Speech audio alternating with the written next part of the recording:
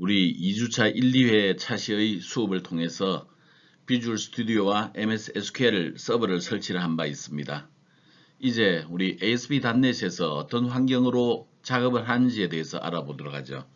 그러면 처음에 시작할 때는 어떻게 하는지, 생성되는 폴더 구조는 어떤 게 있는지, 작업 화면은 어떻게 되는지 이런 것들을 다 살펴봄으로써 추후 우리 이제 작업을 좀 더 손쉽게 이어가고자 합니다.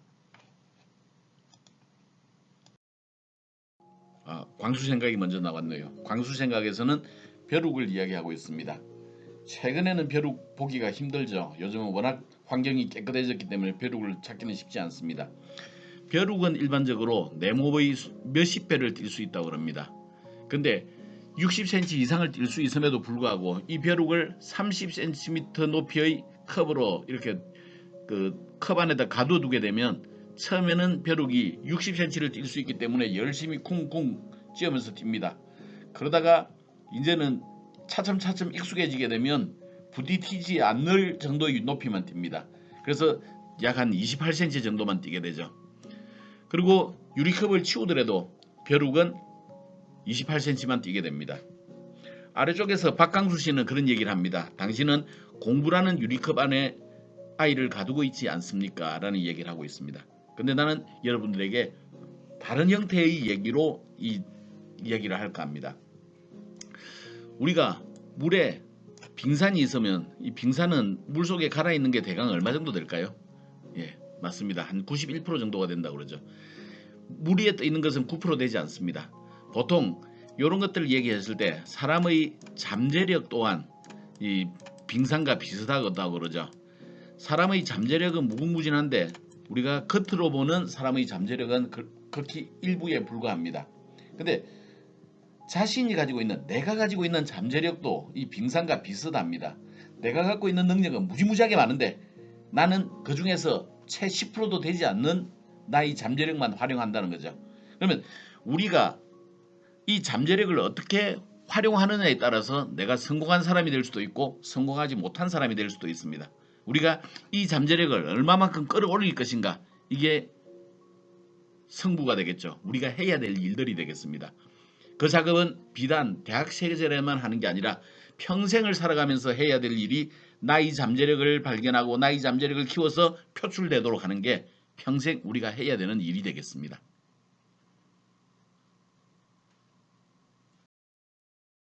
행복한 경영 이야기에서는 마음을 고치면 인생도 고칠 수 있다라는 얘기를 하고 있네요. 자, 옆에 보이는 그림에는 보면 남아공의 수영 선수 나탈리 디투아라고 하는 선수를 보고 있습니다. 옆에 있는 선수들에 비해서 나탈리 선수는 뭔가가 좀 부족하죠. 네, 보다시피 다리가 하나 부족합니다. 옆에 있는 선수들은 멀쩡해요. 이 나탈리 디투아라고 하는 선수는 북경 올림픽에 참가했던 선수인데 이 선수가 참가했던 올림픽 종목은 수영에서 마라톤이라고 이야기하는 수영 1000m 선수로 참가했습니다. 그런데 이 선수가 패럴림픽에 나갔던 게 아닙니다. 옆에 보는 것처럼 정상적인 선수들과 견준 정상적인 올림픽에 참가를 했던 겁니다.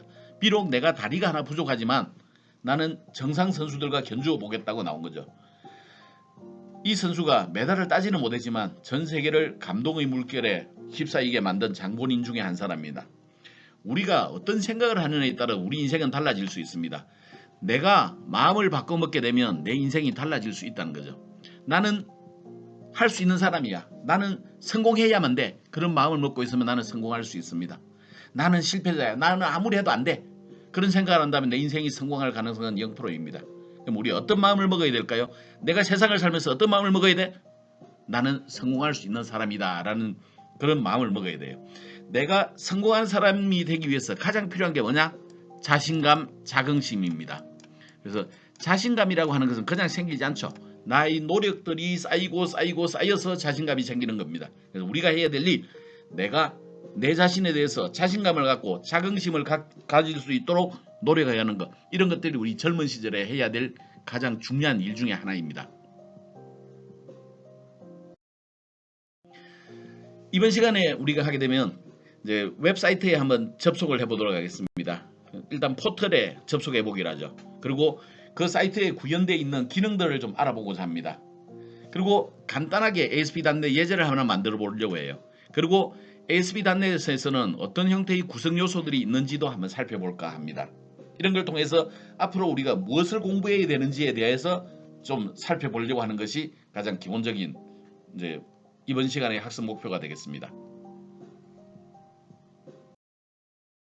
자, 우리 네이버나 다음 아무 곳에 가서 한번 좀 찾아보도록 하죠. 어떤 기능이 있을까요?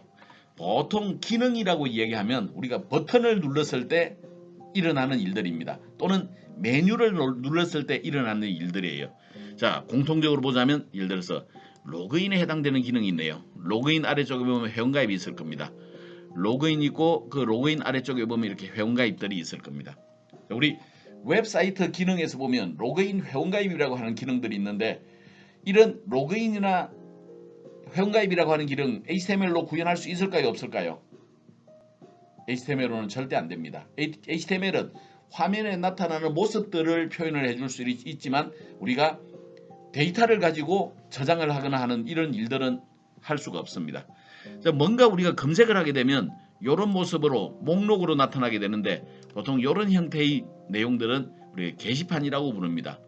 지금 네이버에도 여기에 연결되어 있는 모습들인데 이거는 이제 사진으로 보여졌기 때문에 좀 모양이 달라 보이지만 실제로 기능적으로는 그렇게 다르지는 않습니다. 자, 게시판이라고 하는 것들이 있어요. 그 외에도 여러 가지 형태들의 검색 기능을 가지고 있고 뭐 등등 여러 가지 기능들을 가지고 있을 겁니다. 보통 우리 웹사이트의 가장 간단한 기능 그러면 보통 우리가 로그인 그리고 게시판을 꼽습니다. 그래서 우리 로그인과 게시판을 완벽하게 이해하고 있다면 우리는 웹 프로그래밍에서 왕초보, 생초보는 벗어났다 그렇게 이야기할 수가 있겠네요. 로그인 작업을 한번 생각해보죠. 로그인 작업은 보통 우리가 어떻게 하는 건가요?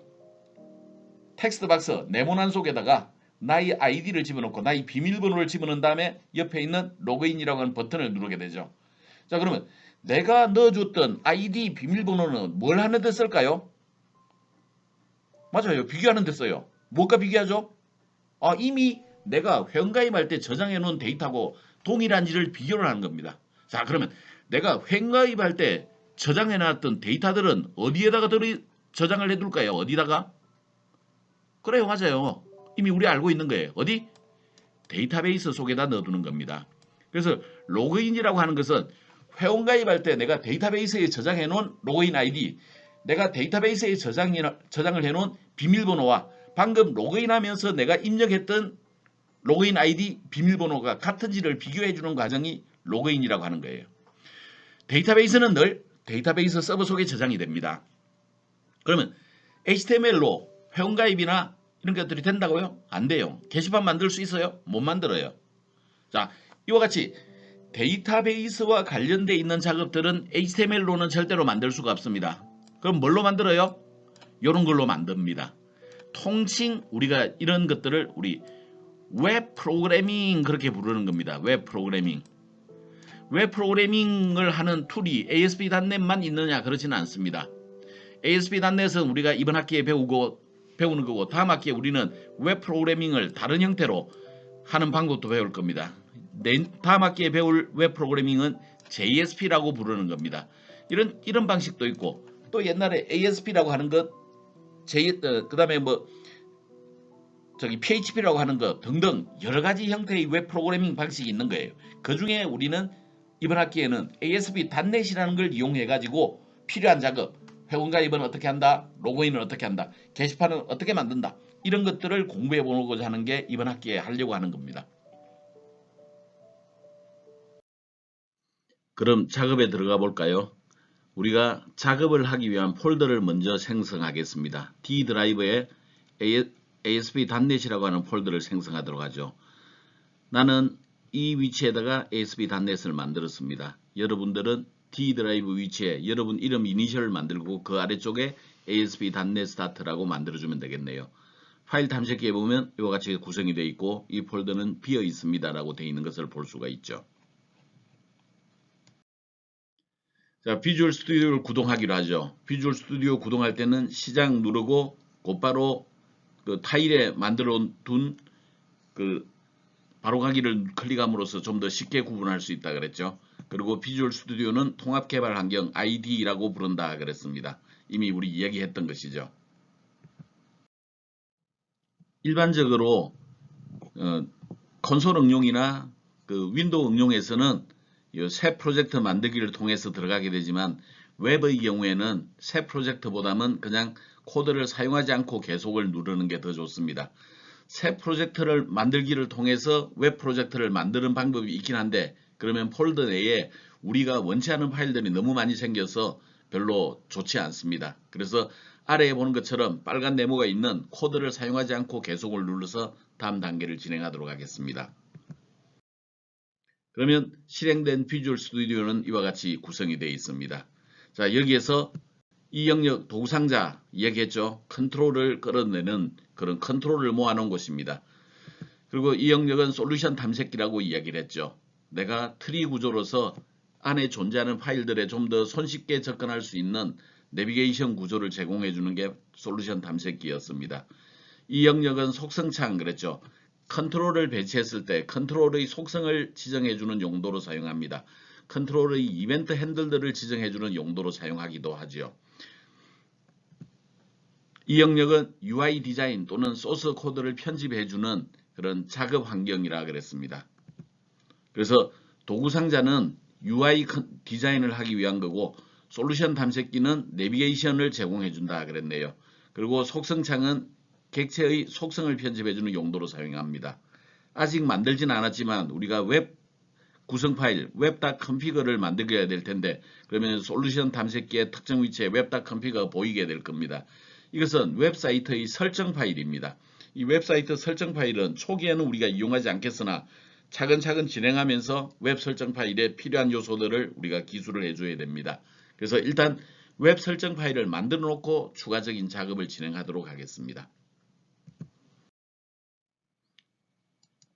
비주얼 스튜디오를 처음 구동했을 때는 코드를 사용하지 않고 계속을 눌렀지만 이제 우리가 직접 어떤 특정 폴더에 작업을 하기 위해서는 그 파일 열기 웹사이트 형태로 파일을 지정을 해줘야 되겠습니다. 그리고 조금 전에 생성한 폴더를 지정을 해주면 되겠습니다. 작업하는 단계는 파일 메뉴를 누르고 열기 웹사이트를 누릅니다. 그러면 이와 같은 대화 상자가 열리게 될 텐데 조금 전에 만들었던 ASP.NET이라고 한 .NET 스타트라고 하는 폴더를 지정을 해주면 되겠습니다. 그리고 열기 버튼을 누르도록 하죠. 그러면 이와 같은 형태로 솔루션 탐색기에 이런 솔루션이 형성이 된 걸 볼 수가 있을 것입니다. 여기에 우리는 그 web.config를 추가를 하도록 하죠. web.config를 추가하기 위해서는 그 ASP.NET 스타트 영역에서 오른 마우스를 누르고 새 항목 추가를 누릅니다. 그러면 여기서 보는 것처럼 그 웹 구성 파일 템플릿에서 웹 구성 파일을 선택할 수가 있는데 우리가 웹 구성 파일을 선택하는 순간 web.config를 이제 지정할 수 있게 됩니다. 그리고 여기에서는 지금 잘못 내가 지정하지 않았는데 우리 언어는 기본적으로 비주얼 C#을 쓸 겁니다. 웹 구성 파일은 언어와 관계없어서 큰 문제가 되지는 않습니다. 그래서 web.config 파일을 만들고 추가 버튼을 누르도록 하죠.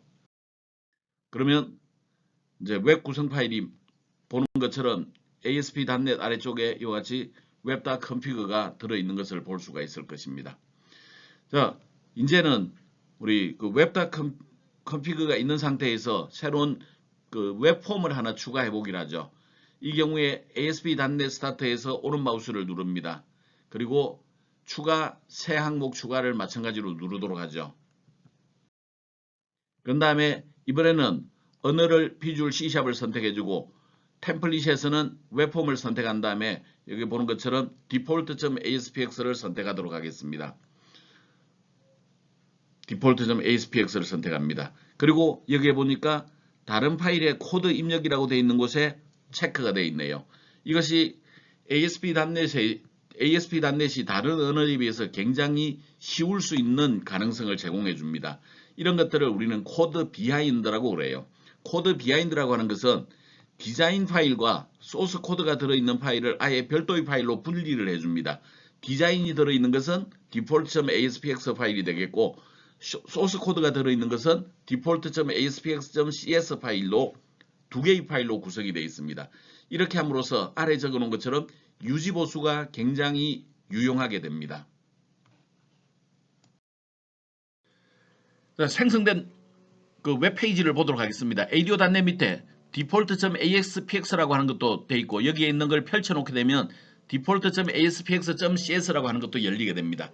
그래서 이런 파일들이 자동으로 생성이 되는데 여기에서 이 작업 화면에서 아래쪽에 소스라고 되어 있는 것을 누르게 되면 이 영역은 화면을 디자인하는 데 있어서 소스 코드로 디자인을 하는 그런 화면이 될 겁니다. 실제로 얘는 HTML과 비슷하나 사실은 조금 다릅니다. 하여튼 우리가 하는 목적은 이것은 UI 디자인하는 용도로 사용이 됩니다. 여기서 디자인이라고 하는 버튼을 누르면 이런 모습으로 나올 겁니다.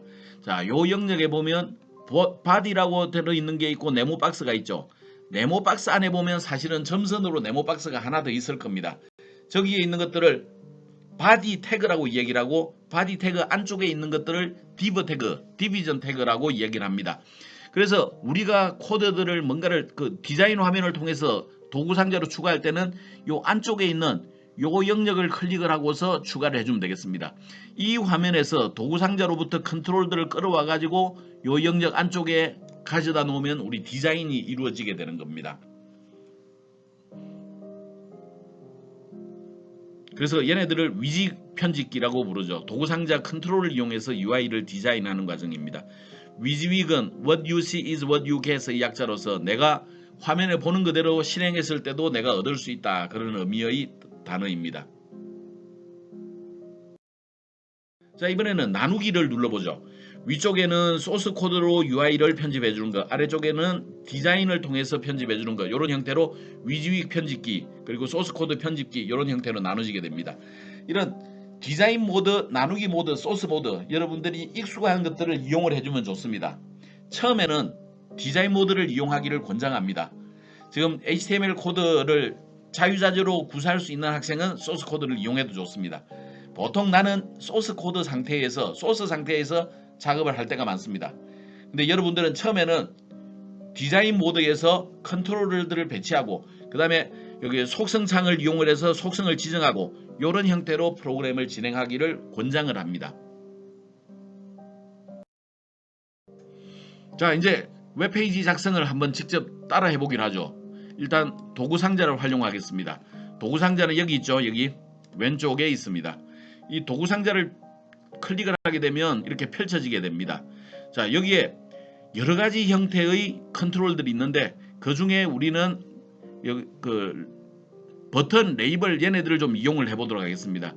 얘네들을 저 안쪽에 집어넣어 줄 때는 div 태그 내부에 커서를 위치시킨 다음에 우리가 도구 상자를 누르고 컨트롤을 선택해서 더블 클릭하여 배치를 합니다. 그래서 처음에 텍스트 박스 요쪽에 있죠. 텍스트 박스 얘를 따당 더블 클릭하겠습니다.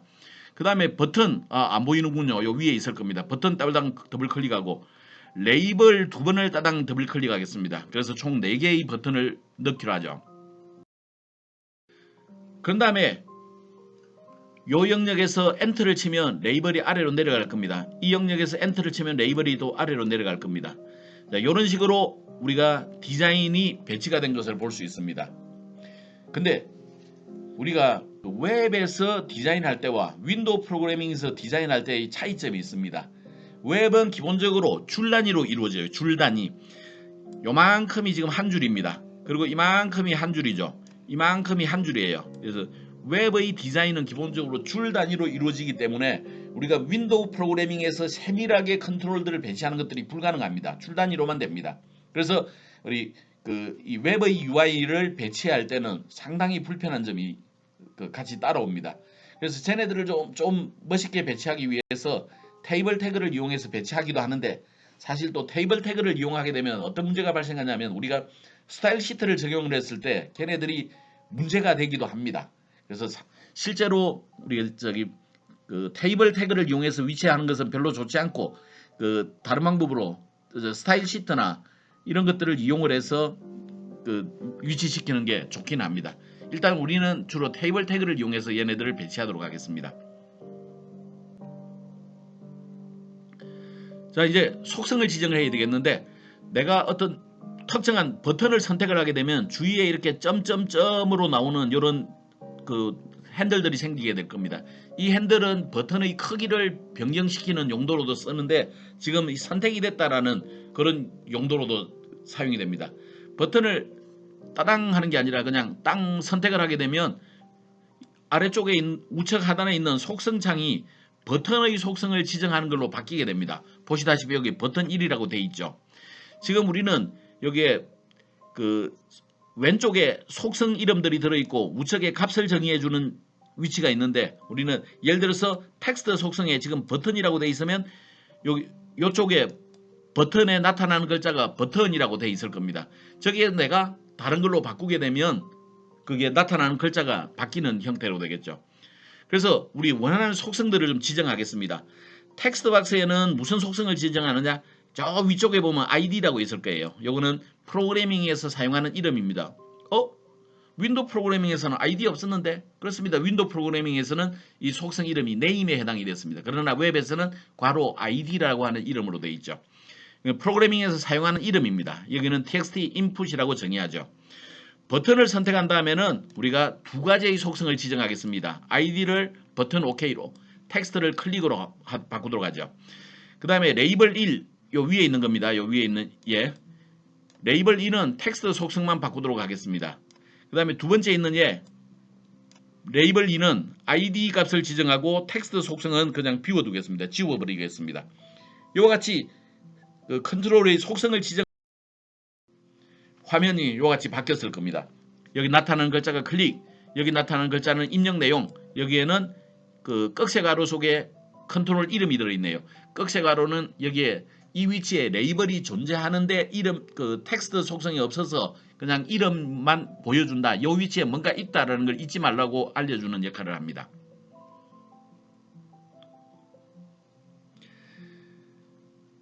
자, 우리 레이블에 하나는 id를 지정하고 하나는 id를 지정하지 않았네요.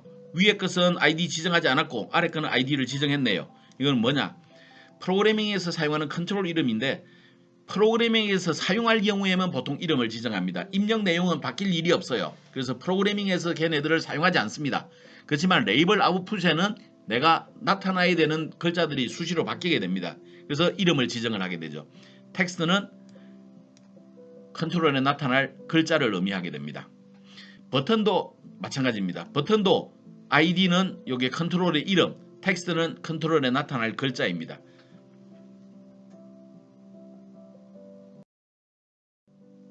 자, 이제 저기 소스 보기로 한번 바꿔 볼까요?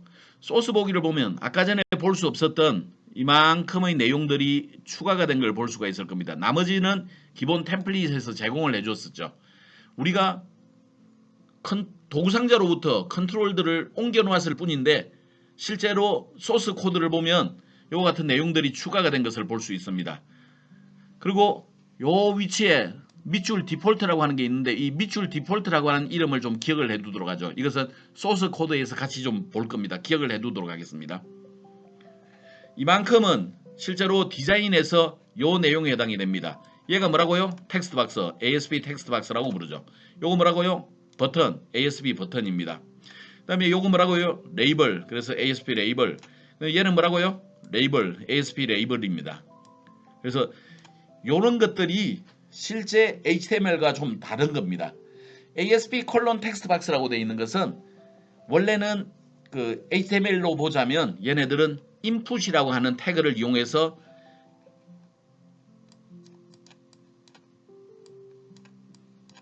input이라고 하는 태그로 정의를 하는 겁니다. 근데 얘네들을 우리 사용자 지정 컨트롤로 만들어 두어서 ASP 콜론 텍스트 박스라고 하는 이름으로 씁니다. 이런 점들이 HTML과 우리 그 ASP.NET에서 UI 디자인할 때 사용하는 컨트롤 이름들의 차이들입니다. 실제로 이 태그 이름은 꽤 중요합니다. 이 태그들을 사용할 줄 알아야 내가 원하는 작업들을 좀 더 손쉽게 할 수 있어요. 나중에 쪽지 시험도 한번 볼 것이고 중간고사에서 태그 설명 문제가 나올 겁니다. 그래서 여러분들이 이 태그에 대한 의미가 뭔지를 좀 잘 좀 알아두기 바랍니다. 잠깐 여기서 몇 가지 좀 살펴볼까요? 요거는 약속인데 얘네들은 보통 우리 지시어라고 부릅니다. 지시어. GC어에 해당되는 것들은 2학기 때 우리 JSP 시간에 좀 더 자세히 다루도록 하겠습니다. 여기서는 간단히 살펴보죠. 페이지와 관련되어 있는 GC어입니다. 사용할 언어는 C샵이네요. auto event wire은 true로 그래서 그 이벤트가 발생하는 것을 그냥 사용하도록 정의를 합니다. 코드 파일 그랬네요. 이 내용과 이 그 웹폼과 관련되어 있는 동작 코드들은 default.aspx.cs 속에 들어있다. 이런 의미가 되겠습니다.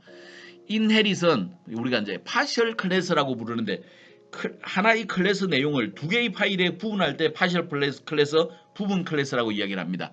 그 클래스 이름을 지정하는 용도입니다. 이것은 소스 코드에서 절반이 들어있는데 그때 다시 한번 이야기하기로 하죠. 자, HTML 태그의 시작입니다. 슬래시 HTML 태그의 끝입니다. 그래서 시작 끝이 이렇게 짝을 딱 이루고 있죠. 그 다음에 헤드 태그 시작, 헤드 태그 끝 이렇게 짝을 이루고 있죠. 바디 태그 시작, 바디 태그 끝 이렇게 짝을 이루고 있습니다. 바디 태그 내부에 봤더니 폼 태그 시작, 폼 태그 끝, 디브 태그 시작, 디브 태그 끝 이렇게 다 쌍을 이루고 있고 이렇게 들여쓰기가 되어 있습니다. 들여쓰기가 되어 있으면 무엇과 무엇이 짝을 이루고 있는지를 좀 더 손쉽게 이해할 수 있어서 우리가 좀 도움이 될 겁니다.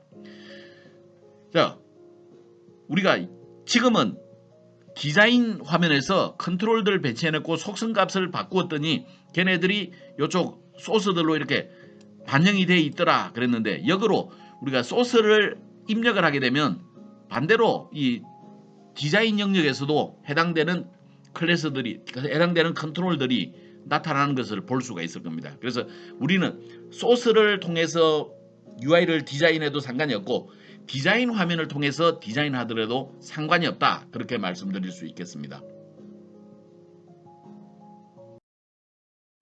자, 지금까지 우리가 페이지를 하나 만들었는데 실행을 한번 시켜보기로 하죠. 실행은 컨트롤 F5를 누릅니다. 디버그 메뉴에 디버깅하지 않고 시작 누르면 되겠어요. 디버그 메뉴 밑에는 디버깅 시작 단축키로는 그냥 F5가 있는데 걔네들을 시작하지 말기 바랍니다. F5 디버깅 시작은 내가 디버깅 작업을 할 때만 사용하는 게 좋습니다. 그래서 평상시 우리가 디버깅 작업을 하지 않을 때는 디버깅 하지 않고 시작 컨트롤 F5, 컨트롤 F5, 컨트롤 F5 얘는 꼭 기억을 해두기 바랍니다. 실행을 하게 되면 결과가 어디로 나온다고 그랬죠? 예, 웹 브라우저를 통해서 나타납니다. 웹 브라우저를 통해서. 그리고 이런 모습이 나올 거예요. 보통 이 버튼들은 우리가 누르는 용도로 사용이 되는 거죠. 그래서 열심히 눌려본들 아무런 동작이 일어나지 않습니다. 왜 안 일어날까요? 이 버튼을 눌렀을 때 해야 되는 동작을 기술하지 않았기 때문입니다. 이제 버튼을 눌렀을 때 우리가 어떤 일을 해야 된다. 그 일을 어떻게 지정하는지 보기로 하죠. 자, 그러기 위해서 우리가 이벤트라고 하는 걸 좀 이해를 해야 되겠네요.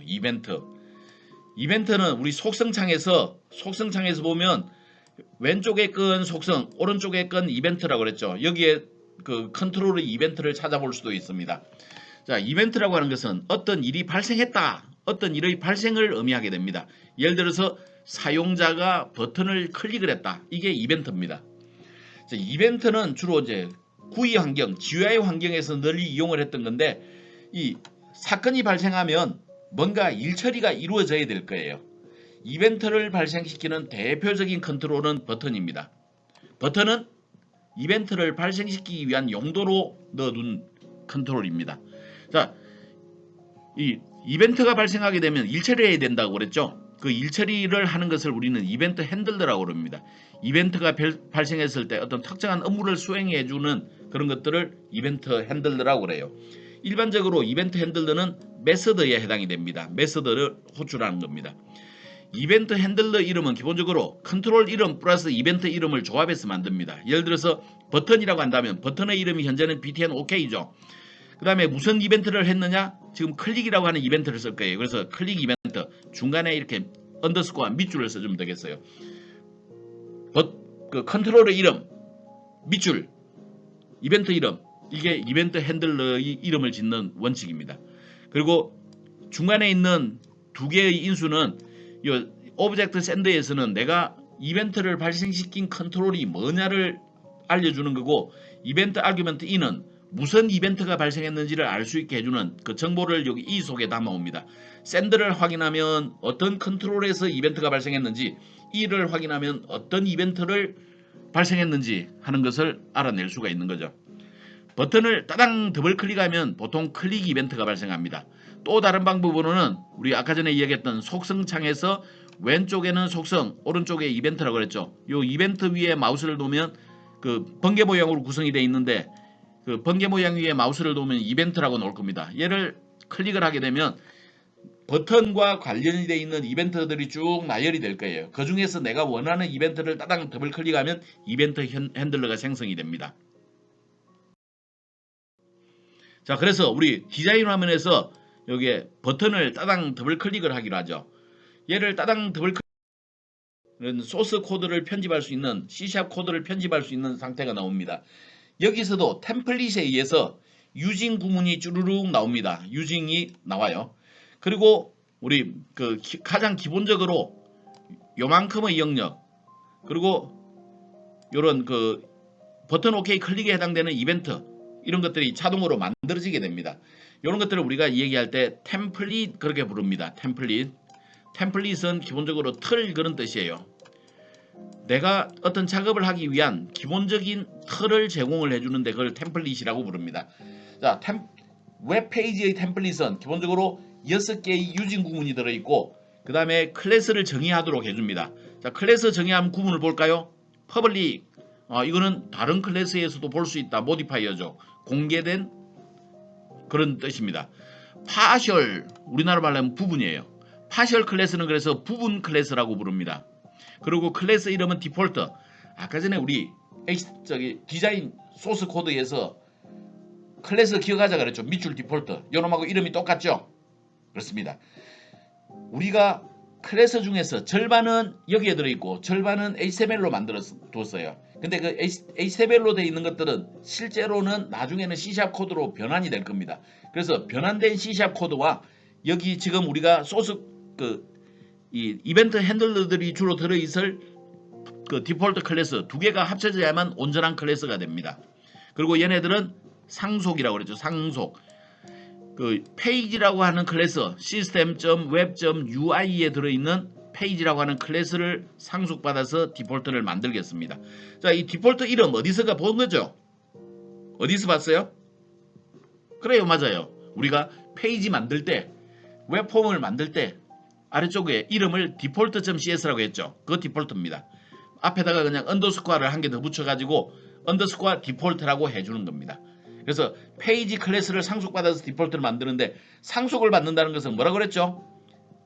페이지 클래스에서 만들어 놓은 속성, 페이지 클래스에서 만들어 놓은 메서드들을 디폴트 클래스에서 사용할 수 있다 그랬죠. 그래서 상속받아서 쓰기 때문에 우리가 디폴트 클래스에서 정의하지 않은 것들도 여러 가지를 쓸 수가 있어요.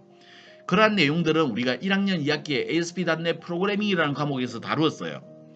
페이지에 정의가 되어 있는 게 어떤 게 있느냐? 여러 가지들이 있습니다.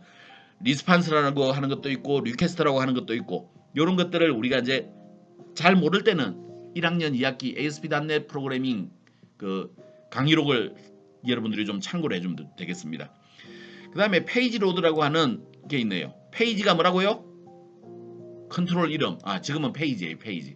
그 웹페이지 전체를 이야기합니다. 로드 뭐라고요? 이벤트. 연결할 때 밑줄. 페이지가 로드 될 때, 여러분들 게임할 때 로딩 중 또는 영화 볼 때 로딩 중 봤죠? 로드라고 하는 것은 뭐 하는 거냐? 메모리상에 존재하는 실행 코드들을 그 외부 저장 장치, 보조 저장 장치에 하드디스크에 있는 코드들을 메모리상에 올리는 과정을 로드가 그럽니다. 근데 웹은 좀 다르죠. 원래 웹 페이지들은 어디에 들어있어요? 웹 서버에 들어있습니다.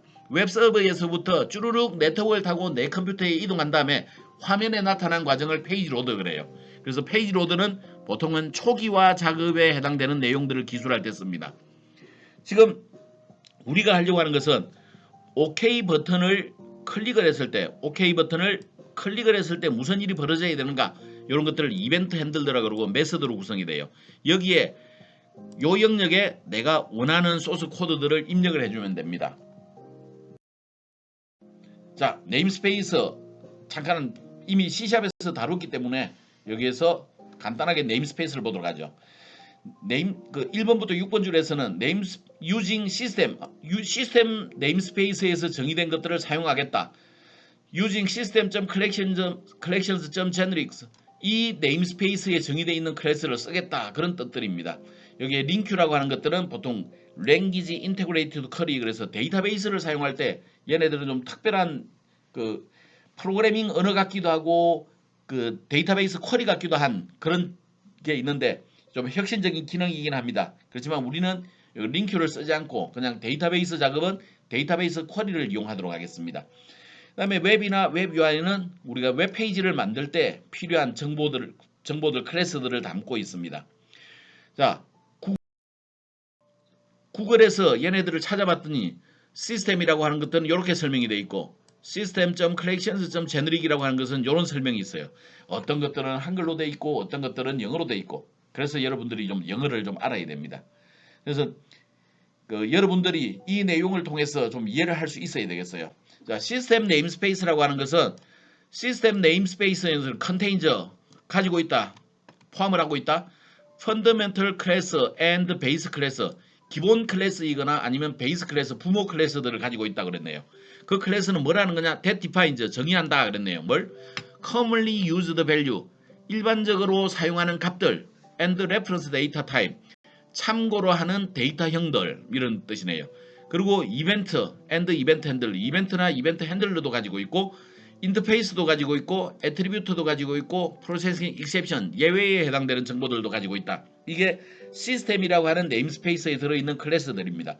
여기에는 네임스페이스는 클래스를 담는 그릇이니까 이 안쪽에 보면 무지무지하게 많은 클래스들이 정의가 되어 있을 거예요. 나머지 것들도 마찬가지입니다. 거기에 클래스들이 정의가 되어 있는 거예요. 자, 페이지 로드는 웹페이지가 로드 될 때 실행이 된다고 그랬죠. 그래서 일반적으로 초기화 작업들을 할 때 씁니다. 이번에는 안 쓰지만 우리가 이 페이지 로드에는 굉장히 많은 코드들이 부과가 될 겁니다. 그리고 버튼 OK를 클릭을 하게 되면 레이블 아웃.텍스트 텍스트 이거는 레이블의 텍스트 속성의 값을 지정을 하는데 인풋 텍스트 박스에 있는 텍스트 값을 가지고 와서 여기다 전달해 주라 그런 의미가 되겠네요. 그래서 우리 텍스트 박스에 내가 입력을 해준 것들이 그대로 이동이 되게 될 겁니다. 자, 클래스 이름 아까 확인하라 그랬죠? 얘는 상속이라고 이미 이야기했습니다. 자, 이제 실행을 시켜보기로 하죠. 컨트롤 F5 디버그 메뉴의 디버깅 하지 않고 시작 그렇게 실행을 합니다. 그러면 처음에는 이런 모습으로 나올 거예요. 자, 여기다가 내가 텍스트 박스에다 두원공과대학교 입력하고 클릭을 누르기로 하죠. 그러면 클릭을 누르는 순간 입력 내용 아래쪽에 두원공과대학교가 찍혔을 겁니다. 아주 간단하지만 우리 웹페이지에 해당되는 디자인, 웹페이지에 해당되는 프로그래밍들을 우리는 만들어 본 겁니다. 이게 웹 브라우저를 통해서 나타나니까 내가 가지고 있는 게 서버고 그렇다면 미국에서도 이 프로그램 접근하여 실행할 수가 있습니다. 그래서 우리 ASP.NET은 웹사이트를 만드는 기술 이게 ASP.NET이라고 하는 프로그래밍 기법입니다. 자, 실행을 한 상태에서 아무것도 입력을 하지 않았을 때 지금 내용이 아무것도 없을 때입니다. 여기서 오른 마우스를 누르고 소스 보기를 누르게 되면 이런 형태가 나올 거예요. 그래서 여기 모든 것들은 이제는 완벽한 HTML 구문으로 나왔을 겁니다. 자, 우리 여기 존재하는 것들 보니까 인풋 태그로 돼 있죠. 인풋 태그 돼 있죠. 자, 우리가 넣었던 거 여기 인풋 태그로 돼 있죠. 타입을 텍스트로 이게 HTML5 소스 코드입니다. 그래서 이제 원래 우리는 ASP 텍스트 박스라고 되어 있는 것들은 이와 같이 타입이 텍스트인 HTML로 바뀌는 것을 볼 수가 있을 겁니다. 그리고 아래쪽에 있는 LBL 아웃풋에는 아무런 정보도 없는 것을 볼 수가 있죠. 자, 이번에는 우리가 데이터를 입력한 상태에서 즉 두원공과대학을 입력하고 클릭을 누르면 아래쪽에 이렇게 두원공과대학이 나왔죠. 그럴 때 마찬가지로 오른 마우스 누르고 소스 보기를 해보겠습니다. 그러면 아래쪽에 인풋 태그 텍스트인 곳에 밸류 값이 들어가 있는 것을 볼 수가 있고 그 다음에 ID, 레이블 아웃, 레이블에는 두원공과대학교 이렇게 찍힌 걸 볼 수가 있습니다. 자, 우리가 하는 웹 프로그래밍이라고 하는 것은 내가 클라이언트에서 뭔가를 클릭을 했을 때 서버로 정보가 이동하게 되고 서버에서 뭔가를 가공해서 새로운 HTML을 우리에게 보여준다는 것을 알 수가 있습니다. 일반적인 HTML은 그런 작업을 할 수가 없지만 우리 웹 프로그래밍에서는 그런 작업들을 수행을 할 수가 있습니다. 자, 솔루션 탐색기를 좀 더 자세히 보기로 하죠. 솔루션 탐색기 내부에 보면 default.aspx 파일과 default.aspx.cs 파일 두 가지가 있습니다. 위에 있는 것은 디자인 파일 UI를 보여주는 파일이고 아래쪽은 프로그래밍 소스 파일이에요. 동작들이 들어있는 이벤트 핸들러를 갖고 있는 파일이죠. 아예 UI와 프로그래밍 소스가 별도의 파일로 존재합니다. 이런 개념들을 우리는 코드 비하인드라고 그래요. 코드 비하인드. 그래서 디자인 코드와 소스 코드가 서로 분리가 되어 있다, 그렇게 이야기를 하죠. 따라서 우리 소스는 C샵을 쓰기 때문에 이런 형태로 작업하는 것을 ASP.NET with C# 이런 형태로 표현을 해주기도 합니다.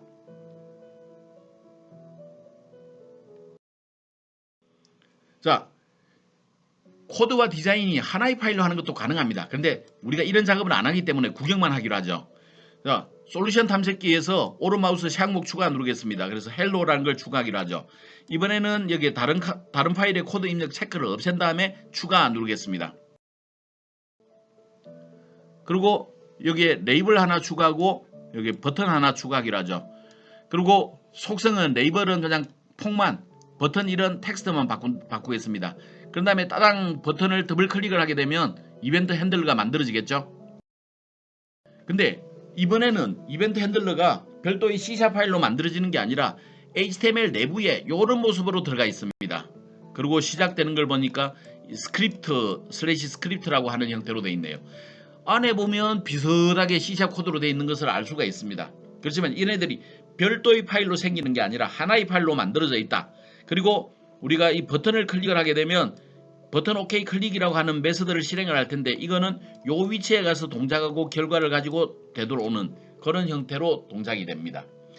이런 방식은 지금은 간단하게 하니까 상관이 없는데 만약에 우리가 여러 개의 이벤트가 발생한다면 내가 무엇인지 헷갈립니다. 굉장히 복잡해져요. 그래서 우리 코드 비하인드 개념으로 앞으로 작업을 진행하도록 하겠습니다.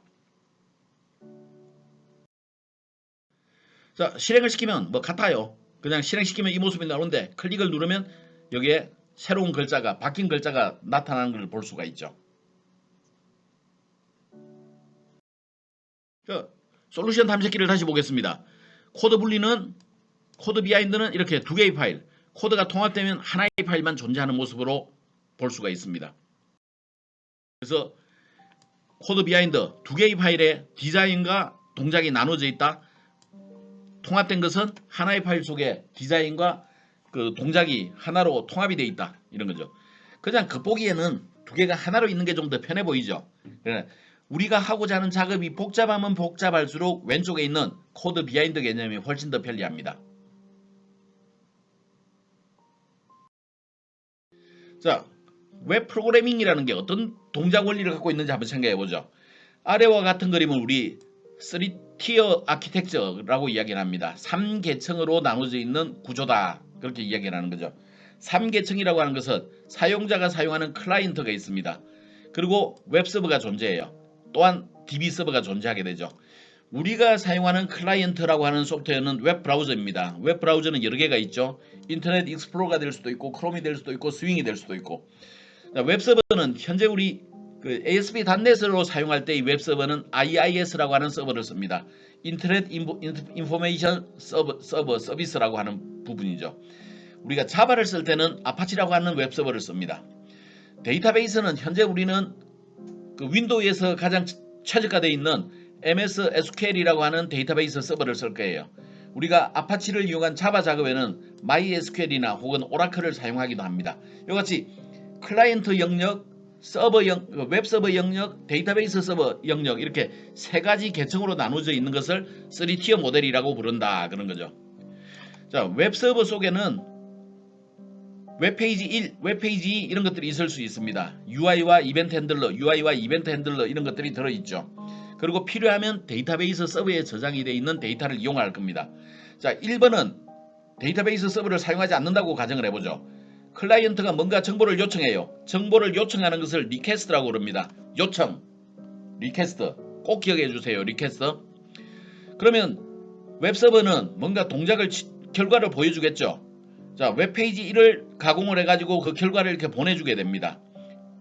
또는 데이터베이스가 있다면 이렇게 데이터베이스 서버에서 정보를 가져와서 가공을 한 다음에 이렇게 보내주기도 합니다.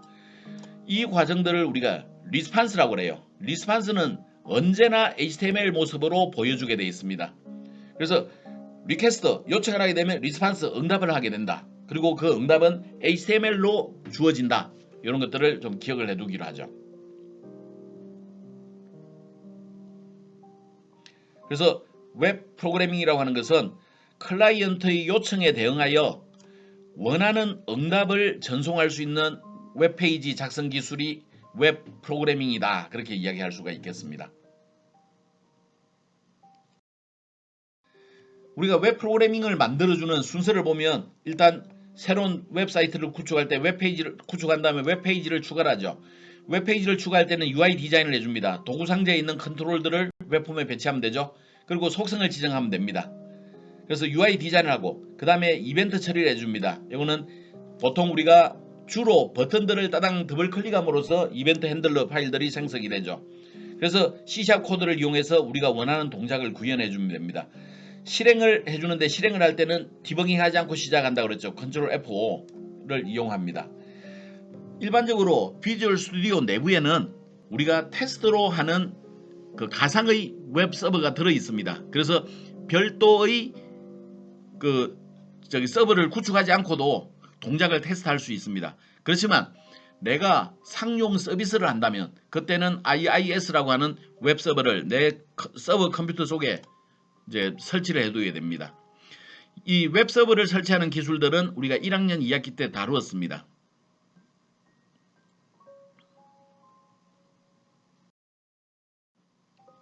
자, UI 작성할 때는 도구 상자에 있는 컨트롤들을 이용한다고 그랬죠. 도구 상자는 표준으로부터 굉장히 많은 것들이 들어있는 걸 볼 수가 있습니다. 그래서 표준 도구 상자, 데이터 도구 상자, 유효성 검사, 탐색, 로그인, 웹파트, HTML 등이 있습니다. 우리는 주로 요 표준 대화 상자 많이 쓸 겁니다. 그리고 유효성 검사 많이 쓸 거예요. 그래서 주로 두 가지의 대화 상자들을 많이 사용한다. 그렇게 이제 기억을 하면 되겠네요.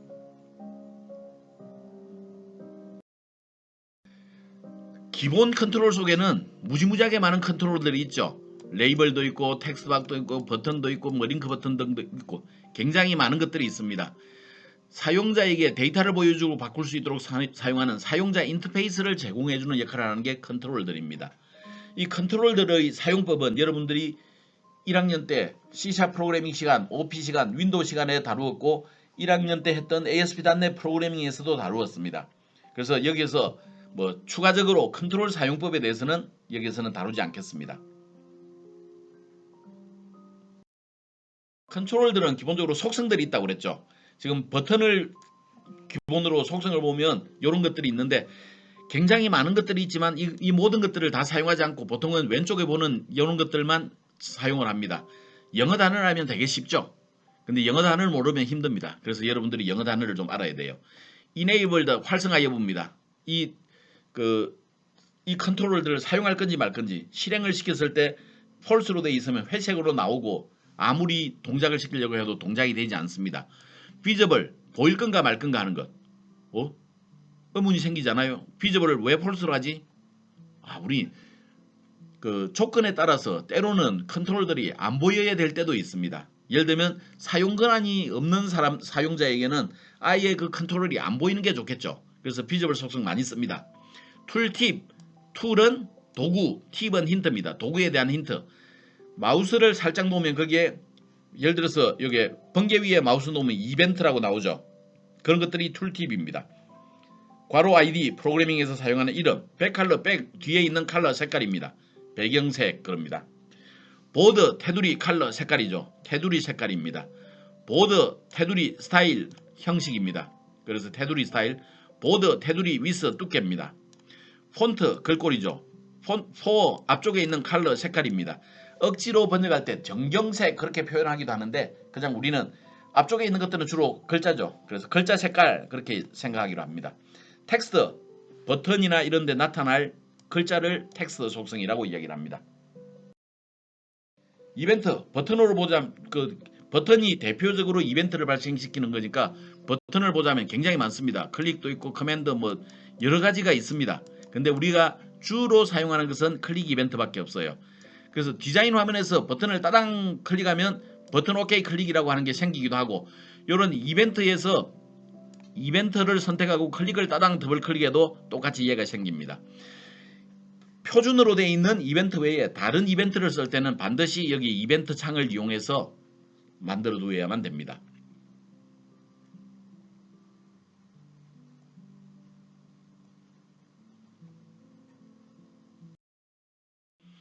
자, 비주얼 스튜디오 2013을 이용해서 웹사이트를 만들 때는 조금 다른데 만약에 2013을 이용하는 경우를 대비해서 여기에 잠깐 설명하기를 하죠. 웹사이트 추가를 할 때는 파일, 새로 만들기, 웹사이트 여기 아예 웹사이트가 존재합니다. 그래서 훨씬 편리하게 할 수가 있습니다. 그러면 웹사이트를 그 설정하는 대화 상자가 나오는데 이때 템플릿을 지정하고 ASP.NET 빈 웹사이트라고 선정한 다음에 내가 원하는 위치를 지정해 주면 됩니다. 그런 다음에 확인 누르게 되면 그러면 이와 같은 솔루션이 만들어지게 되는데 지금 그 ASP.NET 스타트라고 하는 솔루션이 만들어졌죠. 비주얼 스튜디오 2013을 이용해서 새 웹사이트로 출발하는 경우에는 여기에 보는 것처럼 웹.config가 컴피그가 따로 추가할 필요 없이 자동으로 생성되어 있는 것을 볼 수가 있습니다. 그래서 비주얼 스튜디오 2013을 쓸 때 웹사이트를 만드는 데는 좀 더 최적화되어 있다 그렇게 볼 수도 있겠네요. 이제 새로운 그 웹폼을 추가를 해보기로 하겠습니다. 그때는 솔루션 아래에 있는 그 솔루션 이름에서 추가 새 항목 추가를 누른 다음에 우리가 언어를 선택을 하고 그 다음에 웹폼을 선택한 다음에 내가 원하는 이름을 추가를 해서 넣어주면 되겠습니다. 다음은 과제입니다. 일단 이번 강의에서는 실습 내용이 들어있습니다. 실습 내용에서는 default.aspx 파일을 실행하면 결과가 세 가지가 있겠죠.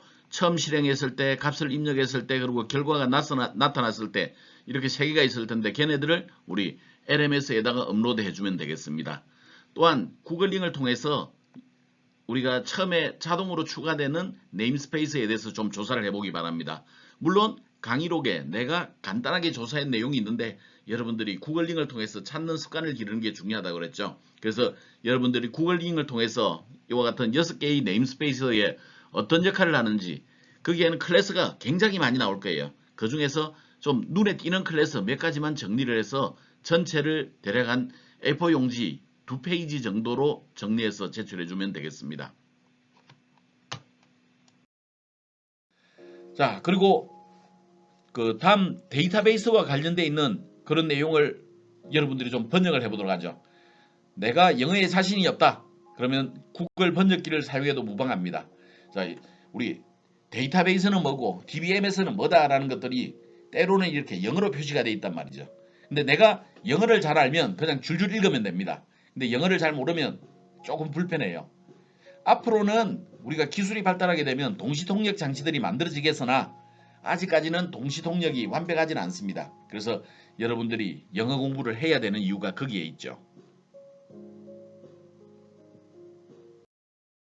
자, 오늘 했던 것은 ASP.NET 시작 한번 만들어 보는 겁니다. 그래서 ASP.NET이 뭔지도 한번 살펴봤고 UI 디자인을 어떻게 하는지도 보았고 동작 처리, 이벤트 핸들을 어떻게 만드는지도 살펴봤습니다. 그리고 웹사이트 프로젝트는 어떤 형태로 구성이 되는지 이런 것들도 살펴봤네요. 알아야 될 영어 단어, 모르는 단어가 있으면 깜지를 통해서 여러분들이 좀 연습을 해서 출석 수업을 할 때 나에게 제출하면 되겠습니다. 자, 여기에 마지막에 어떤 달리기 시합이라는 그 얘기가 하나 있네요. 포기하지 말라 그런 뜻인데 여러분들이 한 번쯤 읽어볼 만한 그런 내용입니다. 조금 길어서 한 페이지로 끝나지는 않습니다.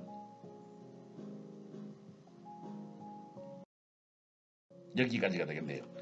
자, 그렇습니다. 일어나 어서 달려라. 달리면 됩니다.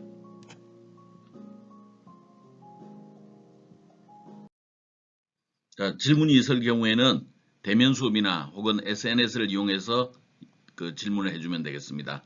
질문은 미루지 말기 바랍니다. 질문은 그때그때 해결을 하고 가야지 쌓이게 되면 나중에는 모든 것이 싫어집니다. 그래서 쌓이기 전에 질문을 잘하자.